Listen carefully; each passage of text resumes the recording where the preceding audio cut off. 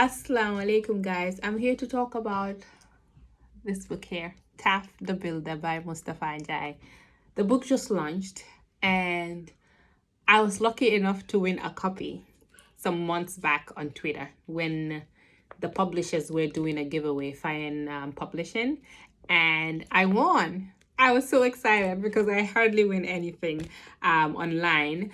So it was nice to win something, even though it was for my kids. So it came a few weeks ago. The kids love it, by the way.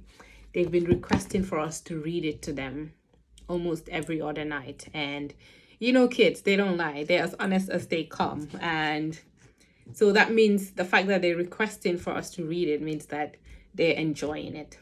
And before I move, before I say anything else, I just have to say it's quite refreshing to see books by Gambians, from Gambians, for Gambians.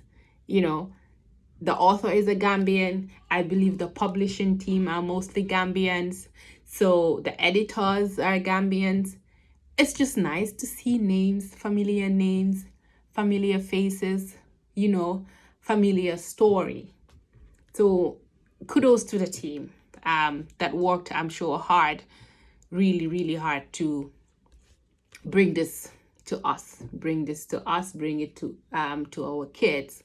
So I just had to say kudos for that. Well done. And we can't wait for your next book and your next book and your next book, and to inspire more Gambians to write books for us. I wanted to share two of my best moments from this book that really spoke to me as a reader. Yes, it's a kid's book, but I think, as a parent, you're reading it to your kids, it's also going to translate. You're going to get into the feeling of the book. And talking about feeling, the thing that I really enjoyed about this book is really that it brought that feeling of home. You know what I mean? Feeling of being at home, feeling of being in Gambia, feeling of home as a Gambian.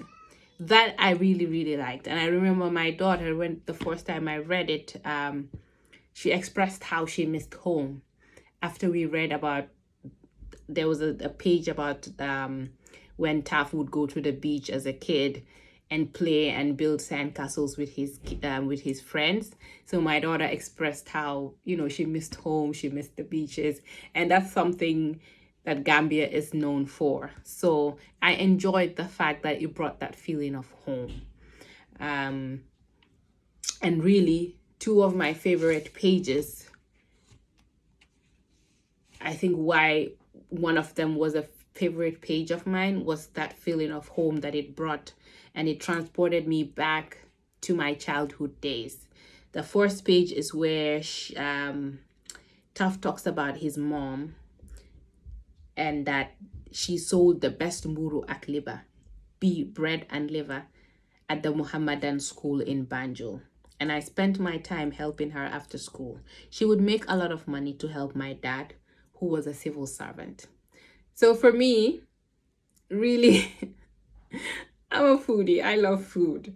And I think that's really what made this page stand out, was seeing the muru and liba, seeing the setting of his mom as a selling. It took me back to my childhood when I used to go to my grandma's house in Banjul almost every weekend. I used to spend the weekends in Banjul, and I was one of these kids going to, again, it was probably one matriarch from one of those homes in Banjul that would sell muru akliba, muru and akara, muru and nyebe.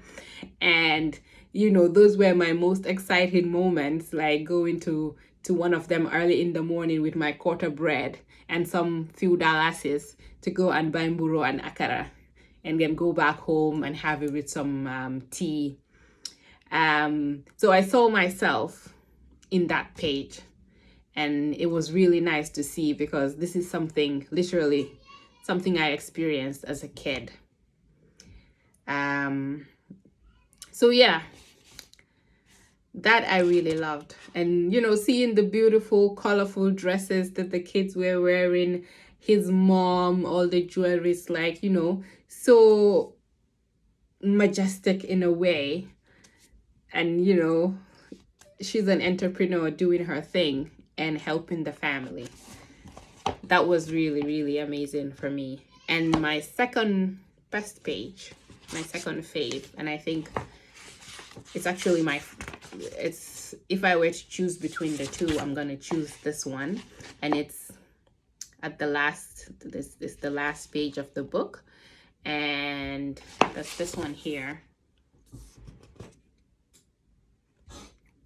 Again, the sand, the ocean, you know, a part of Gambia really. But the message in there is what was special to me. It read, "What I am most proud of is watching my daughters step into their power and take the reins. What I am most proud of is watching my daughters step into their power and take the reins. When you all get older, your mothers will pass the reins over to you." So for me, as a daughter, a wife, and a mother to 3 girls, this page really spoke to me because I think it's a teachable moment for African parents, especially African dads, who are raising only girls, to not limit them because of their gender. It's a teachable moment because I believe Taf didn't minimize his children's capabilities, his 4 girls' capabilities, because he felt, oh, they are women, they can't work in a construction company. You know, he brought them in, walking side by side with them to continue to build his company. And for him to say, you know, it's basically for them, he's gonna leave it to them to continue to run and build because he believes in their capabilities. It's a teachable moment for Gambian parents, for African parents, you know, who are raising girl children, to know that they can do it. They can do what men can do.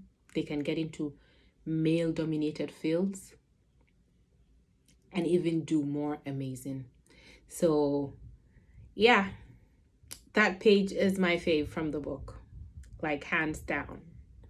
And the words, to me, is just so, you know, like, so powerful.